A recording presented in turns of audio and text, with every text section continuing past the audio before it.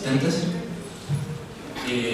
Ahora comenzaremos con la segunda, la primera mesa del día, luego de la conferencia, que tiene por nombre La novela en Chile 1973-2013. La idea de esta mesa, o lo que se generó también, es poder presentar un panorama general y en algún caso específico de lo que se vio en torno a la novela, lo que aconteció en torno a la novela desde el periodo de dictadura hasta nuestros días. En el día de hoy nos acompañarán tres expositores. El primero será el profesor Emanuel Espiña, magíster en literatura, profesor de literatura hispánica medieval y profesor de literatura hispanoamericana chilena colonial, autor entre otras obras de La brevísima relación de la nueva histórica de Chile y también últimamente el editor y el programador de la novela, o sea, del libro de Escritos y Tentativas de José Provis. También nos acompañará Claudio Armada con su texto Testimonios sobre la dictadura, distinciones históricas sobre el dialogismo y la ortografía de textos chilenos, magíster en literatura, profesor de castellano. Y por último nos acompañará Rodrigo Valenzuela Sura, egresado de esta carrera, profesor de pedagogía en castellano, colaborador de diferentes seminarios y autor de la novela Patitas de Barro, Patitas con Barro, en el año 2013, que si tendrá tiempo, yo creo que tendrá tiempo para hacer una breve presentación del mismo libro. Comenzaremos ahora con la primera exposición del profesor Emanuel Espiña, Crónicas del Golpe, 40 años en la literatura.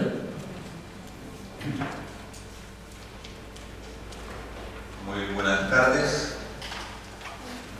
En primer lugar quiero ciertamente agradecer la invitación que me hizo la carrera de castellano para participar en este evento y luego evidentemente también felicitarme a mí mismo porque estoy en compañía acá de Rodrigo Valenzuela Sura, ex alumno de la carrera de pedagogía en castellano y hoy en día también futuro magíster, entiendo, en literatura.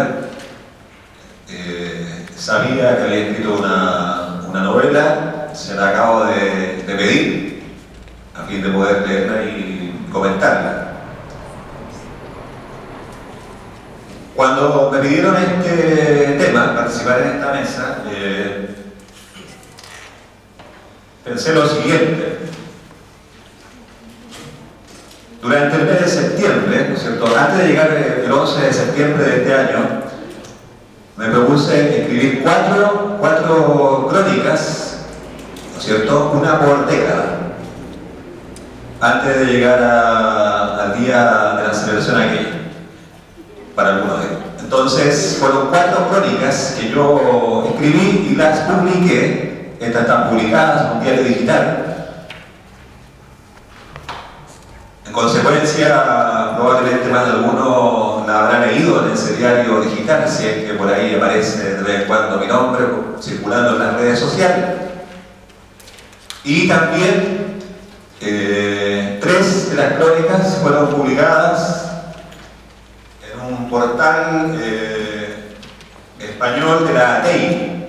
ATEI es la Asociación de Televisoras Educativas Iberoamericanas y que tiene su sede en Madrid.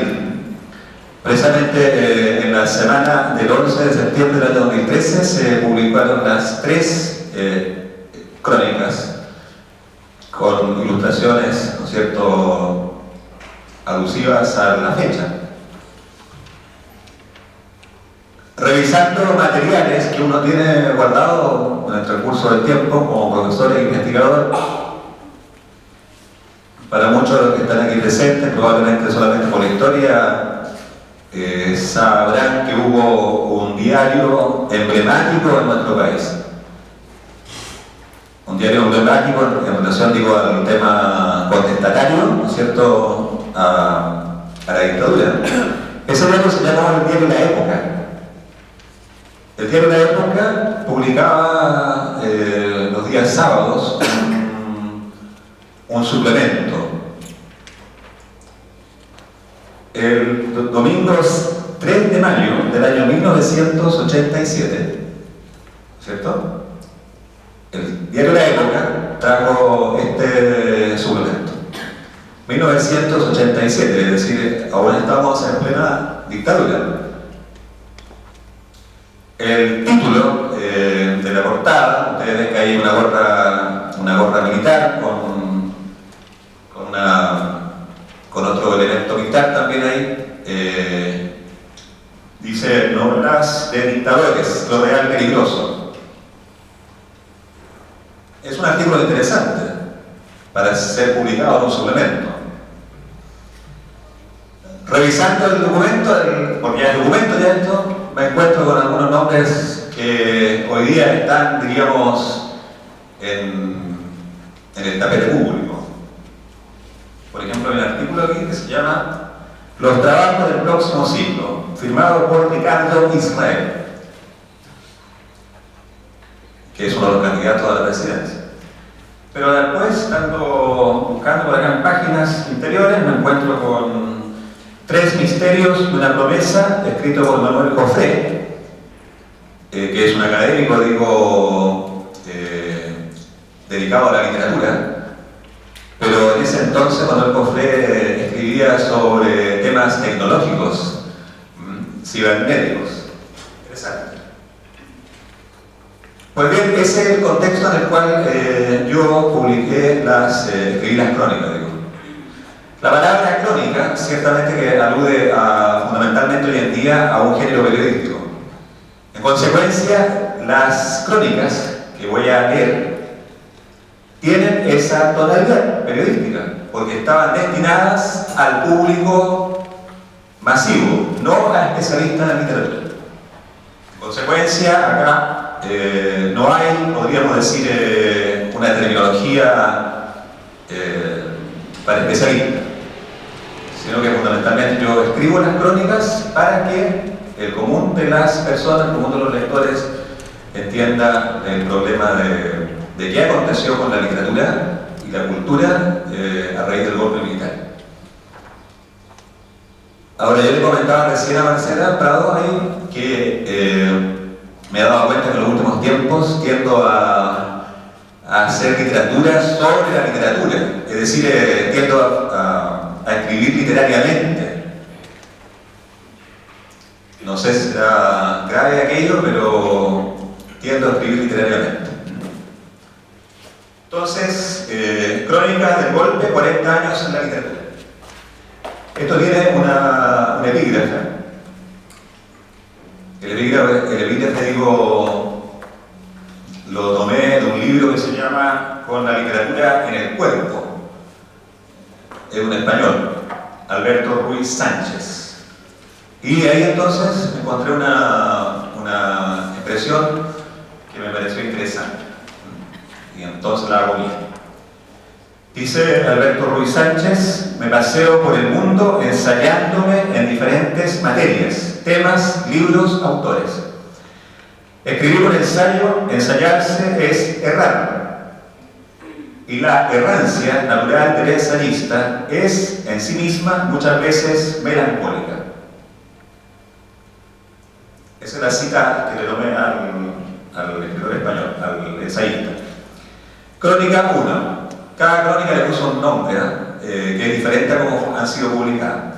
Crónica 1, que trata de la literatura chilena después de la época del estropicio del 73.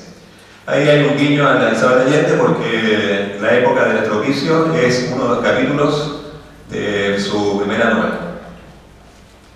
Se cumplieron en el mes de septiembre, recién pasado, 40 años del golpe militar en nuestro país. Esto no solo significó un quiebre institucional que acabó con la democracia, sino que repercutió en todo el devenir histórico, incluyendo el arte y la literatura. El problema ha sido bien estudiado y analizado desde los estudios académicos. Sin embargo, con un afán de divulgación se escriben estas líneas. Hace algún tiempo atrás he visto a uno de mis ayudantes en la universidad leyendo para una de sus asignaturas de literatura, la novela Casa de Campo de José Donoso. Conversamos en torno a ella y le di luces acerca de por qué ese relato puede ser catalogado como una novela parabólica o alegórica, cuyo referente extratextual es Chile, transmutado en un espacio imaginario llamado Madulanda. Sin duda que Donoso, al relatar la historia, hace uso de lo que el crítico José Promis ha denominado las estrategias narrativas del disimulo.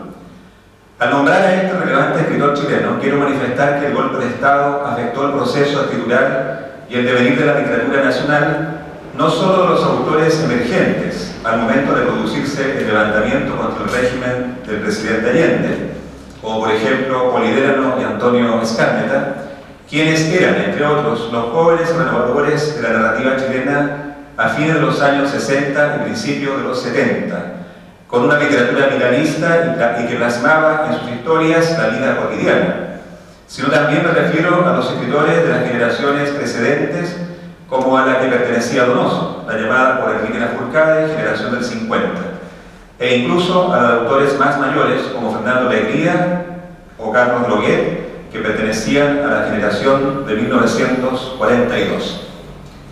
Poliderano, en una conferencia dada en febrero del año 1972, sostenía que la narrativa chilena comenzaba a experimentar cambios sustantivos en el modo de atención de la realidad y en el modo de representarla, así como en el compromiso social que los escritores iban asumiendo en el proceso político iniciado a partir de 1970.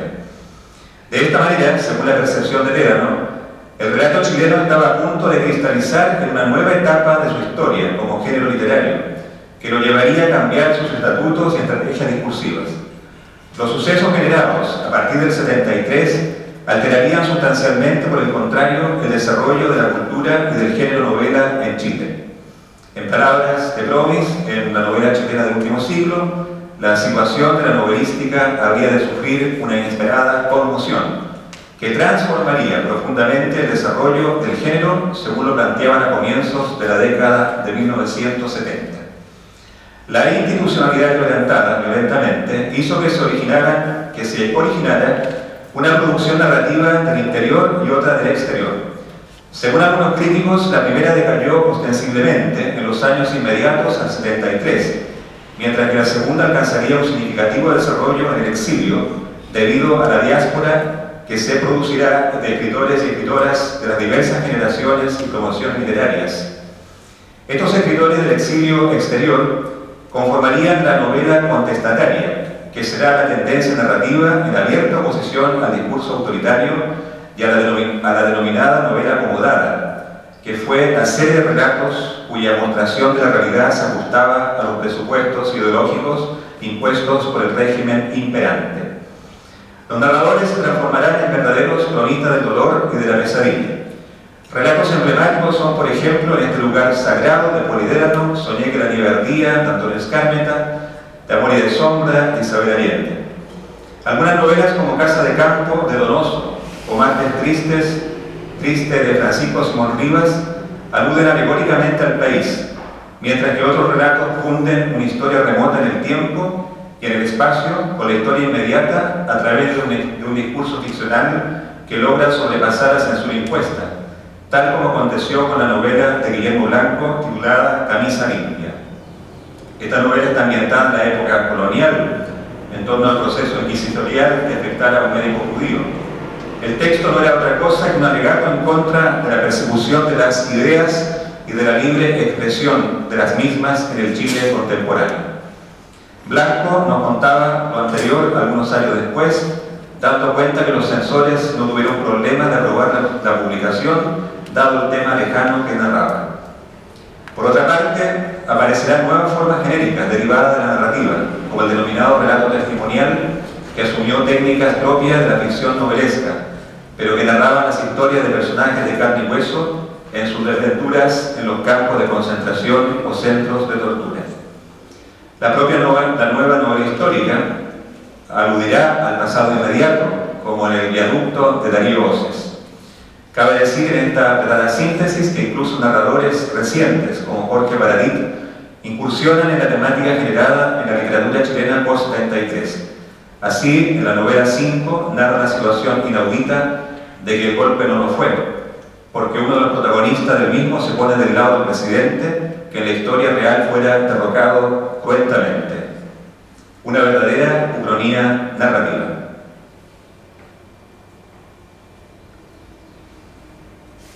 Crónica 2, que trata acerca de los dictadores en la ficción. Lo más probable es que quienes posean conocimiento de la filmografía del eximio comediante Charles Chaplin tengan en mente algunas de las más famosas escenas de sus películas. Recuerdo a Chaplin en relación con el título de esta segunda crónica, por cuanto el autor británico filmó en 1940 El Gran Dictador, donde hallamos la antológica imagen en que Hinkel, el dictador, juega con el globo terráqueo. Sin duda que se trata de unas imágenes memorables, cuyo simbolismo va más allá de la hilaridad que puedan provocar, puesto que tienen resonancias significativas y simbólicas. El cine ha plasmado a lo largo de su historia más de una película en torno a dictadores verdaderos y otros ficcionales, como el personaje de Hinkel, que sí parodiaba a uno real, pero que encarna la cosmovisión del mundo, la ideología y el accionar de los dictadores que la humanidad ha conocido y sigue conociendo en toda clase de regímenes totalitarios. La literatura, por su parte, también ha recogido en su devenir histórico la imagen de este personaje, desde los tiempos de la lejana civilización grecorromana hasta nuestros días. De este modo, el dictador se ha convertido en un tema literario. Precisamente, la palabra tirano o dictador es una de las palabras con que dentro del mismo tiempo campo semántico salude a quien detenta un orden político cruel, injusto, ilegal, sanguinario, perverso y subversivo. Así, los vocablos déspota, tirano y dictador se refieren en el uso común a una misma realidad. Etimológicamente, la palabra dictador tuvo en su origen una carga semántica positiva, puesto que provenía del verbo latino dictare, que significa dar órdenes, y que luego agregó la idea de poner por escrito lo dicho por otro. En forma paulatina, el término acabó connotándose con las resonancias negativas con que hoy en día se le conoce, pero esto ocurrió después de una larga historia como palabra. Una definición del vocablo indica que con él se define el concepto de poder ilimitado dentro de una nación entera, y reúne polisémicamente conceptos tales como unipersonalismo, ilegalidad y crueldad. En consecuencia, y de acuerdo a lo anterior, el dictador como tema literario no ha estado ajeno en la literatura hispanoamericana y chilena desde los inicios de su desarrollo. En este sentido, ha funcionado como asunto o fuente referencial al momento de articular relatos novelescos y otras formas o géneros literarios. Una rápida revisión diacrónica del personaje del dictador en nuestra literatura nos pone en evidencia que ya lo encontramos en los primeros momentos del quehacer novelístico a partir del siglo XIX. Sin embargo, las crónicas del descubrimiento y de la conquista de América relatan más de un episodio donde aparecen descritos caudillos que se erigen como amos y señores, transformándose al poco tiempo en déspotas o tiranos, como Lope de Aguirre, cuya historia fuera llevada al cine por Werner Herzog, teniendo al actor Klaus Kinski como el desquiciado conquistador. El prototipo o la tipología del dictador ficcionalizado tienen ciertas constantes que se mantienen en uno u otro de los protagonistas de las novelas, desarrollándose luego las características o la impronta que el autor quisiera resaltar del sujeto. En todos los relatos del dictador es quien posee el poder total. Es el personaje que da órdenes y crea el mundo propio. Las novelas dan cuenta de un universo que se sostiene sobre la base de la violencia, el miedo y la muerte. Los narradores definen y catalogan con una sola palabra a un sujeto que se cree omnipotente, omnisapiente y omnividente. Se le denomina el caudillo, el supremo, el primer magistrado, el benefactor, el señor presidente. Como ha sostenido la crítica, la proliferación de novelas que tienen al dictador como motivación de la escritura a partir de la década del 70 se debió fundamentalmente a que el dictador no era una pieza de museo, sino una triste realidad en el continente, con dictadores cuyos nombres aún resuenan en la memoria y que se remontan al histórico dictador argentino José Manuel de Rosas, cuya dictadura aparecerá en la primera novela hispanoamericana que trata el tema, Amalia, de José Marmol. Además, impregna Esteban Echeverría su cuento El Matadero, con toda la atmósfera del gobierno rosista. Otra novela que no puede dejar de señalarse en este devenir de la narrativa de dictadores es Tirano Banderas, del español Ramón del Valle Inclán, novela esperpéntica y sobresaliente, que sirvió sin duda de modelo a los relatos venideros, entre ellos El señor presidente del guatemalteco Miguel Ángel Asturias, que ha sido reconocida como una de las novelas más destacadas sobre un sistema político opresor. Profesor, 5 minutos. De décadas recientes, voy a tomar un poquito más de tiempo, como ayer también le diste tiempo al lector.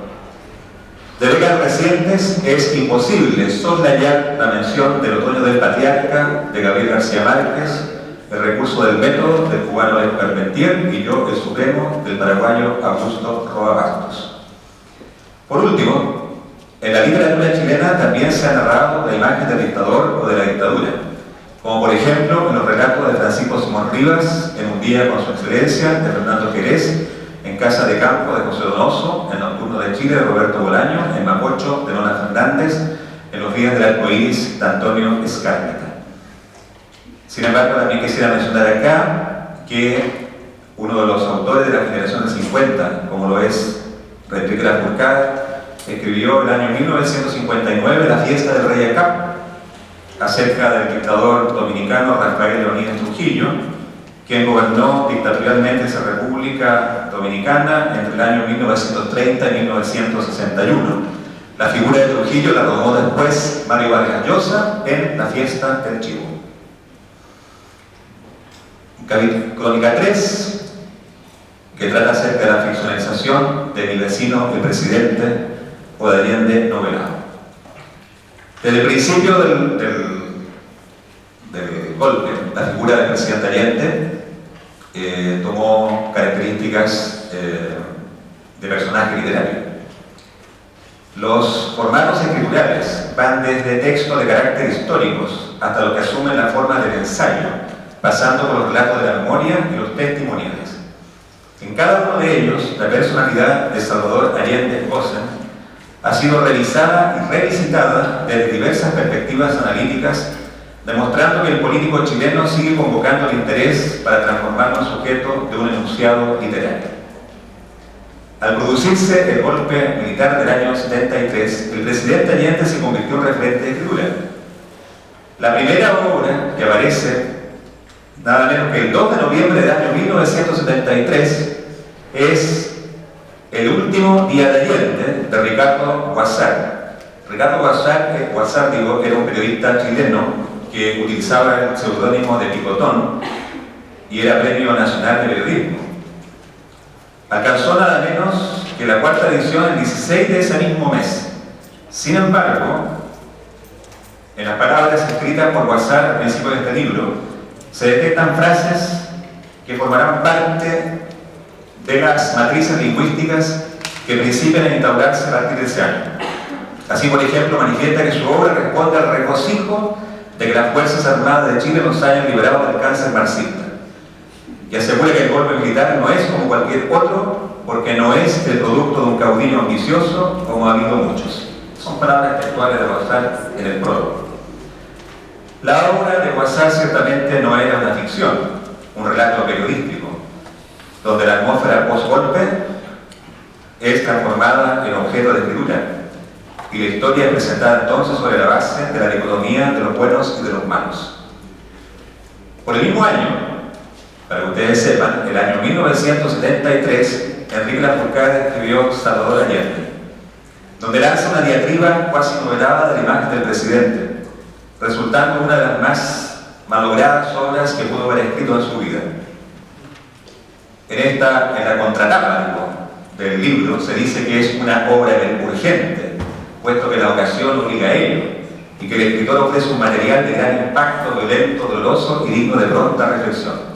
Algunos años después, Enrique Lafourcade escribió El gran animado, que se lo dedicó al otro personaje, y ahí entonces recibió las diatribas, ¿no es cierto?, de quienes se sintieron denostados por la imagen que presentaba del dictador. Donde sí encontramos una imagen de Allende en un texto que asume la condición de ser una historia novelada es en Allende, mi vecino, el presidente, del escritor Fernando Alegría, muerto el año 2005. Fernando Alegría es un destacado poeta, novelista, ensayista, crítico literario, académico, autor de innumerables obras. La primera de ellas, Lautaro o El Libertador de Arauco, Mañana los Guerreros, como un árbol rojo dedicado a Luis Emilio Recabarren, El Paso de los Gansos y Coral de Guerra, pues estas dos últimas referidas a situaciones conexas con la dictadura. La novela Allende, mi vecino el presidente, fue publicada en 1989. Constituye una muestra cabal de su talento creativo y narrativo. La obra está articulada en dos partes, precedida por un prefacio del propio Alegría. La primera sección está referida a develar la historia y la intrahistoria de que él fuera derrocado el año 73. Es decir, en los capítulos de la primera parte, el novelista nos muestra las distintas facetas y etapas de la vida de Allende. Cada uno de estos núcleos narrativos está focalizado en un momento significativo de su vida. Sin embargo, el primer capítulo se llama El Golpe y alude en sus páginas iniciales a los acontecimientos que comienzan a vivirse en la madrugada del 11 de septiembre de aquel año. Luego, el narrador abre un raconto y empezamos a conocer los prolegómenos de aquella personalidad que sucumbirá ese día. La parte segunda, como es de suponer, se centra en la vida política de Allende, que culminará cuando sea electo presidente y hasta que ocurra el golpe militar. Y termino. En palabras previas, Fernando Alegría sostiene que escribo con el sentido que reconozco en la literatura histórica de mi tierra, en libertad absoluta para imaginar y con total respeto por lo imaginado y lo vivido. Invento diálogos y personajes. Todas las fechas son fidedignas y plenas de la experiencia poética con que se vivieron.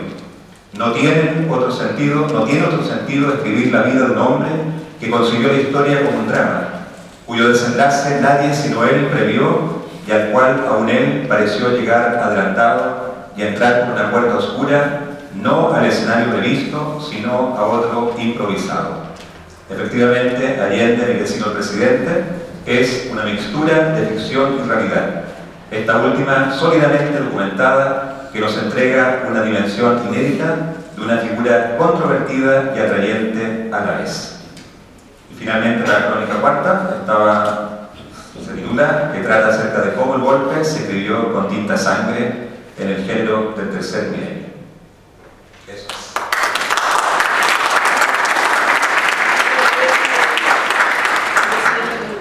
Gracias al profesor Eddie Morales. Recordamos que tendrá un espacio luego de leer las ponencias para mencionar algunos detalles que no hayan podido leer en su ponencia. Ahora a continuación hará su lectura el profesor Claudio Ahumada con su ponencia titulada Testimonios sobre la dictadura, distinciones teóricas sobre el diario íntimo y la autobiografía en 3 casos chilenos. Hola, muy buenas tardes. En 1994, la revista Iberoamericana, en su edición de julio-diciembre, presentó como temática central la literatura chilena del siglo XX. En ella apareció un ensayo titulado Acercamiento a la literatura testimonial de Chile, firmado por Juan Armando Ebrard. En este trabajo acucioso e imprescindible para un acercamiento serio a la literatura testimonial producida en Chile tras el golpe militar o cívico-militar, concepto no menos sugerente a estas alturas, Ebrard nos brinda varios puntos de apoyo para discutir las problemáticas sobre el testimonio o lo testimonial. Me interesa en particular una de esas. Dentro de esas posibilidades que plantea, me interesa particularmente la siguiente. Los testimonios se caracterizan por instalar en la escritura tensiones discursivas desde una situación de orfandad epistemológica con respecto a las áreas temáticas o formales a la hora de situar el canon de las obras publicadas hasta ese momento. No obstante, y a pesar de la nutrida presentación bibliográfica, el problema no queda resuelto. Tendríamos que esperar hasta el 2001, cuando el profesor y crítico literario Leonidas Morales publicó una serie de ensayos bajo el título La escritura de al lado, géneros referenciales, para darnos cuenta que el problema radicaba en considerar al testimonio como un género en sí, algo que se venía haciendo desde los estudios teóricos hasta bastante tiempo atrás, especialmente en Latinoamérica. A grandes rasgos, lo que se nos plantea allí es que el testimonio es una clase de discurso que aparece en diferentes momentos históricos. Pensemos en las cartas o crónicas de conquista, por ejemplo, y que se caracterizaban por subordinarse a otro tipo de género. Pero particularmente Morales persiste en un aspecto teórico que me llamó la atención. Dentro de esta escritura vive otra escritura, en circunstancias en donde Morales postula que son los géneros referenciales, tales como la carta, las memorias, las crónicas, los reportajes, y especialmente el diario íntimo, el diario de vida y la autobiografía, uno de sus protagonistas. Pues bien, en estos dos últimos, el diario íntimo y la autobiografía, es en los cuales me quiero detener para profundizar en mi análisis sobre tres textos que me interesan y que fueron publicados en el exilio entre el periodo de 1974 y 1977. Me refiero a Tejas Verdes, diario de un campo de concentración en Chile, Hernán Valdés, 1974, Relato en el Frente Chileno de Michel Bonfoy, 1977, publicado bajo el seudónimo de Hilario Dá, y Cerco de Púas, de Aníbal Quijada, de 1977. Las razones de mi interés están basadas en la vinculación formal, pero problemática, que despliegan estos tres relatos testimoniales y que obedecen a sus referentes de género más próximos. En otras palabras, me preocupa la relación de Tejas Verdes, diario de un campo de concentración, con su vinculación al género del diario íntimo o diario de vida. En segundo lugar, pero no menos apremiante, me desvela la vinculación de Relato en el Frente Chileno y Cerco de Púas con el género de la autobiografía. De igual forma, y dentro del plano discursivo temático, en estos tres testimonios es fundamental señalar la constante enunciación de la tortura como dispositivo concreto del poder dictatorial. La tortura es la desintegración de la identidad de la víctima, tanto en lo personal como en relación con la sociedad, según el informe Balich, y su aplicación se ejecuta en dependencias especialmente preparadas, tales como casas de secuestro, cárceles o campos de concentración. Para su aplicación resulta indispensable contar con diversos métodos, con personal especialmente entrenado para torturar y avalado por las autoridades estatales. Pues bien, para empezar, en Tejas Verdes el registro de escritura es posterior a la detención-secuestro a la que estuvo sometido su autor. No obstante, su enunciación obedece en gran medida a constantes formales del diario íntimo. Se evidencia así una escritura supeditada al registro de fechas desde el mismo día de su detención-secuestro hasta el día en que es dejado en libertad por sus captores. Aunque no se expone en el relato una línea secuencial rigurosa propia de un diarista sistemático que asume los efectos de una fragmentación del relato, la escritura de Hernán Valdés presenta momentos sistemáticos de autoobservación, un rasgo usual en el género del diario íntimo. Además, el uso particular de marcas textuales configuran paulatinamente matices de la identidad del sujeto de una enunciación inscrita simultáneamente en los enunciados de ese mismo relato. Dicho sujeto, además de ser el mismo sujeto del enunciado, evidencia la construcción de un discurso testimonial que transita desgarradoramente a lo largo del relato. Valdés es expuesto a las prácticas sistemáticas del poder dictatorial que lo castiga cotidianamente bajo la supeditación al dispositivo de la tortura. Se vuelve evidente así el uso del diario íntimo como un modelo para la construcción de la cotidianidad del sujeto del enunciado torturado en el campo de concentración de Tejas Verdes. Así también, la escritura fechada instaura la noción de la escritura situada en un presente altamente deshumanizador para él y el grupo de los detenidos. En efecto, el género del diario íntimo es el que permite a Valdés posicionar a un sujeto testimonial dentro de la escritura, como un sujeto extremadamente saturado y en tensión continua bajo los efectos del dispositivo de la tortura. Su enunciación registra el grado ascendente en que se manifiestan las sesiones de interrogación-tortura reveladas gracias a una de las propiedades centrales del género del diario íntimo, esa propiedad es la constitución de un secreto, la cual puede ser captada, siguiendo las palabras de Jean Rousset, en uno de los especialistas, y aquí me detengo en el género del diario íntimo, quien, cito, el diario íntimo es una suerte de grado cero de la comunicación, fin de la cita, representando a un autor que es simultáneamente su propio y primer lector, un lector que es al mismo tiempo un sujeto de la enunciación, pero que hace parte a sus lectores de ese secreto, un secreto abierto, expuesto a la mirada, que en palabras del propio Hernán Valdés, en la nota preliminar del texto escrita en Alemania en marzo de 1996 y recordando lo expuesto en su prólogo original publicado en España durante 1974, tuvo la, cito, pretensión de conmover a la opinión pública sobre la situación chilena de los aspectos íntimos de los métodos de represión. Fin de la cita. Ahora bien, en segundo lugar, tanto Relato en el Frente Chileno y Cerco de Púas se enuncian desde un género discursivo distinto al de diario íntimo. Su estructuración discursiva como escritura es a partir del género de la autobiografía inicialmente. Y digo inicialmente porque tanto en el Relato en el Frente Chileno como en Cerco de Púas se evidencia una mayor complejidad en la proyección del género de la autobiografía, donde constantemente podemos rastrear la coordinación textual entre el narrador, el protagonista y el autor de los textos.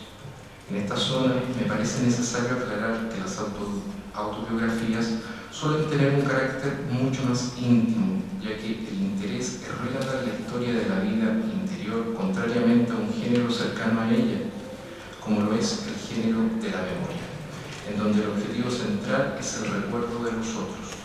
A lo anterior, yo también agregaría otra diferencia, y es que tanto en Relato en el Frente Chileno como en Cerco de Púas se presentan sujetos testimoniales que se enmarcan desde un pacto autobiográfico en términos de Philippe Lejeune, donde la identidad entre autor y narrador es similar al modelo de quien se enuncia o de quien se narra.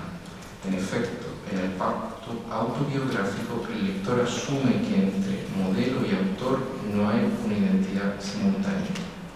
Es así como tanto en Relato en el Frente Chileno como en Cerco de Púas se establecen sujetos testimoniales que son enunciados en virtud de una realidad exterior que parte desde un componente específico del género de la autobiografía.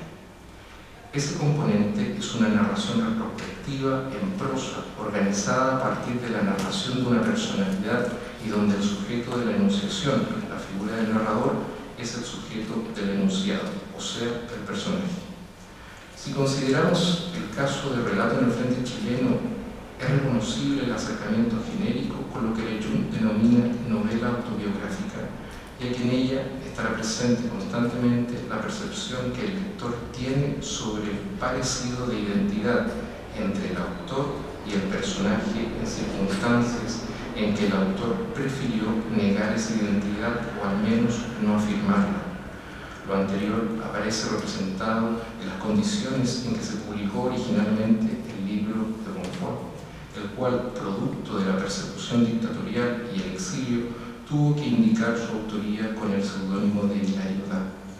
Así también, Relato en el Frente Chileno presenta una inclusión genérica dentro del texto. Se trata de la incorporación de un fragmento poético, el cual brinda un matiz de apertura discursiva al género de la autobiografía dentro de la variante de la novela autobiográfica. En efecto, entonces, tomando como referente genérico matriz a la autobiografía, el texto de Bonfoy posibilita pensar las formas a través de las cuales el sujeto testimonial trata de complementar y volver más significativo su discurso perteneciente a una experiencia traumática bajo la tortura. En el caso de Cerco de Púas, de Aníbal Quijada, el cual no tuvo, a diferencia de Bonfoy, la necesidad de firmar su testimonio bajo otro nombre, el relato del sujeto testimonial se establece desde patrones formales de escritura que tensionan al género de la autobiografía. El relato testimonial, a medida que avanza, se divide en partes que entrelazan los rasgos de otros dos géneros diametralmente distintos, como son el cuento y la elegía. Por ejemplo, todo lo anterior implica reconocer que se posibilita también una lectura orientada singularmente en torno a los registros de la enunciación sobre la tortura, donde un sujeto asignado por las características de la autobiografía, pero que paralelamente no busca superar sus potencialidades representativas a través de la inclusión de otros géneros. El sujeto testimonial, entonces, se establece desde el influjo de la autobiografía como modelo genérico de escritura, adquiriendo matices que lo mueven como protagonista y testigo dentro del proceso de las torturas sufridas en la ciudad de Punta Arenas e Isla Taos. En síntesis, quiero señalar que en estos tres relatos testimoniales nos podemos sumergir en una escritura que se nutre de dos géneros discursivos no menores, el diario íntimo y la autobiografía. Estos géneros activan condiciones de enunciación que persisten en denunciar y reactualizar la memoria del dolor, ese dolor desplegado a través del poder dictatorial y que tiene como dispositivo insigne a la tortura. Muchas gracias.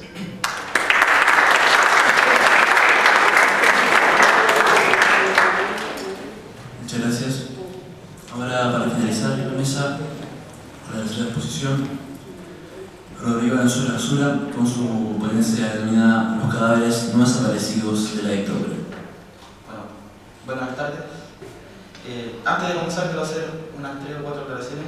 En primer lugar, siempre ha sido malo para poner títulos, quizás no refleja un poco el texto. Lo segundo es que, debido a la temática del Congreso, me he dado la libertad de hacer pequeñas reflexiones y es un ensayo quizás no tanto académico. Y bueno, lo siguiente es que quiero aclarar que estoy en presencia aquí, he tomado 2 autores de un nuevo tipo de testigo. Quizá voy a usar términos que no son tan afines o no son tan precisos, pero me parece que mi generación es un nuevo testigo, ¿ya? De los residuos o estados residuales de la dictadura, ¿ya? Así que somos una nueva generación de testimonio. Los cadáveres no desaparecidos de la dictadura. En la década de 70 en Latinoamérica comienzan a desarrollarse diferentes dictaduras que traen diversos cambios en la episteme. Entre esto, la literatura comienza a generar su propia reflexión, es una literatura ensimismada que se cuestiona a sí misma y se mira al ombligo. Por otra parte, la literatura posee una fuerza centrífuga que nos expulsa del mundo fictivo para mostrarnos el carácter de artificio de la novela, además de poner una mirada reflexiva sobre lo extratextual, es decir, sobre la historia o los momentos sociales desde una mirada problematizadora, reflexiva y cuestionadora.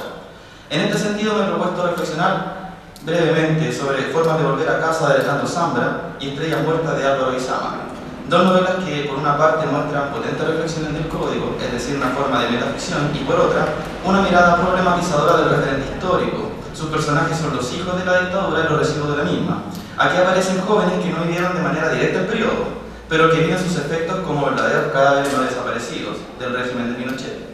Muchos de estos jóvenes somos nosotros, los hijos directos, los que no tenemos derecho a opinar porque no vivimos la época, no militamos para Allende ni recibimos la represión del dictador. Primer título: Formas de volver a casa, la autorreflexión. Formas de volver a casa es la historia, por un lado, son 2 planos ahí, por un lado de un niño de 9 años cuyo nombre no sabemos, que se desarrolla en los primeros años de vida, que desarrolla sus primeros años de vida en dictadura. Por otro, la historia de un adulto joven sin nombre que reflexiona sobre el pasado y el presente. Las 2 historias se cruzan y tendrán el límite entre el terremoto de 1985 y el del año 2010. Un día, una amiga, Claudia, le pide a un niño que vigile un hombre de una casa vecina, tarea que lo terminará involucrando más de la cuenta en una historia policíaca de exiliados y padres ausentes producto de la dictadura. El otro tiempo de la novela es en la actualidad, cuando el narrador indaga sobre su infancia y se da cuenta de que el hombre a quien vigilaba estaba vinculado con su amiga Claudia. Era su padre, pero usaba la identidad de su hermano. De esta manera, desprendida de las páginas, hay referencia a lo que sucedía en esos años, pero siempre desde una mirada infantil, haciendo sencillas e inocentes las reflexiones del niño que, sin embargo, generan una profundidad mayor. A diferencia de las novelas anteriores de Zambra, Formas de volver a casa presenta una mayor extensión llegando a las 164 páginas, no obstante sigue respondiendo al principio de brevedad de su primera novela Bonsai. Aquí, junto al referente histórico, está presente el tema de la metaficción, aunque sobre la base de una mirada más politizada y con un referente más estable, pero no menos reflexivo. En las páginas de esta obra, 2 relatos se relacionan de forma paradójica, más no solo porque el protagonista protagonista y narrador del primero sea el autor del segundo, o sea, hay una historia que se crea dentro de la misma historia. Sino que además elementos de una historia se cuelan y espejan en el otro, espejos confrontados, diría Lucien Diamond, provocando sutiles fluctuaciones vertiginosas en el lector. La obra nos sumerge en el mundo fictivo y nos saca de este demostrándonos el carácter artificioso de la novela. Podemos ver, por ejemplo, las reflexiones del personaje escritor, y cito: avanzo poco a poco en la novela. Me paso el tiempo pensando en Claudia como si existiera, como si hubiera existido. Al comienzo dudaba incluso de su nombre. Es justo que se llame así. No me cansa ese sonido, tampoco. Claudia. Me gusta mucho que mi personaje no tenga el apellido. Es un alivio. Termino la cita. Desde este momento la novela se escribe a medida que la leemos combinando dos referentes. Uno extratextual, Chile, dictadura y postdictadura, y uno literario, la novela enmarcada que se escribe dentro de la misma novela. En este sentido, Zambra, en una entrevista hecha por Gabriel Zanetti en 2011 dirá, cito: lo ficcional y lo verdadero se entremezclan como en toda novela, pero no me gustaría pronunciarme con claridad sobre cuáles aspectos son verdaderos o no. No creo que sea importante. Para decir lo que quería decir, necesitaba entremezclar esos dos niveles diversos, esa especie de doble origen que lo inunda todo. Termino la cita. Es por ello que aquí, a través del personaje principal, podemos llegar al autor real en una puesta en abismo que Lucien Diamond llama Mise en abismo de la enunciación. En la página 66, el autor ve a una mujer leyendo. Con el libro la mujer se tapa la cara. El protagonista trata de verle los ojos, pero no lo logra. Es un antifaz, piensa. Razón así que leer es ponerse una máscara, y escribir es precisamente mostrar la cara. Y con este libro, Zambra desnuda su rostro.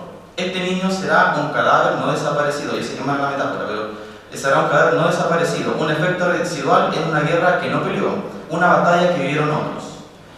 Es de importancia los subtítulos que posee la novela. El primero es los personajes secundarios, precisamente nosotros, los personajes secundarios.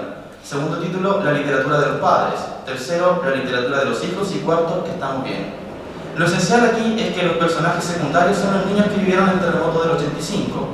Eso nos cuenta ese subtítulo, ¿verdad? Los personajes secundarios, los niños que vivieron el terremoto del 85 en un contexto social que no comprendían y que fueron notándolo producto del mismo terremoto. El terremoto sacó a la luz varias cosas. Es decir, los jóvenes de ahora somos los personajes secundarios de esta novela que significó el golpe. Por otro lado, la literatura de los padres, segundo subtítulo, es la historia de los protagonistas. Cito a Zambra. La novela es la de los padres, pensé entonces, pienso ahora. Crecimos creyendo eso, que la novela era de los padres, maldiciéndolos y también refugiándonos, aliviados, en esa penumbra. Mientras los adultos mataban o eran muertos, nosotros hacíamos dibujos en un rincón. Mientras el país se caía a pedazos, nosotros aprendíamos a hablar, a caminar, a doblar las servilletas en forma de barco, de aviones. Termino la cita. Algunas cosas aquí parecen interesantes. En primer lugar, el recurso de la metaficción utilizado para lograr dos mundos, la novela que escribe y la novela de la propia vida, cruzando dos planos a tal punto que no sabemos como lectores en algún momento dónde comienza una y dónde termina la otra. Esa parte de los dos mundos, ¿verdad?, es importante para el segundo subtítulo de este artículo, que es como estrellas muertas. En el caso de Estrellas Muertas de Álvaro Guizama, no se presenta la metaliteratura más allá de lo que puede presentarse según Diamond en cualquier texto. La historia de Guizama comienza con una pareja que se junta en el Café de Siberia de Valparaíso acordándose algunos aspectos sobre su separación. La mujer ve una foto en el diario en la que los policías se llevan esposado a una persona. Ella la reconoce como la Javiera, y lo digo tal como dice, la Javiera, usando el artículo antes del nombre. Una ex compañera de universidad que con la vuelta a la democracia vuelve del exilio a terminar su carrera. La Javiera, la vida de la Javiera se torna cada vez más degradable, hasta el final donde se pierde su rastro y solo la recuerda por esa foto en el diario entre sus manos. No obstante, el referente de esta novela es fuerte y muestra la decadencia de los zombies, o mejor denominación, los fantasmas. Suena fuerte, pero así lo dice en su novela. Pues aún las Javieras deambulan entre nosotros.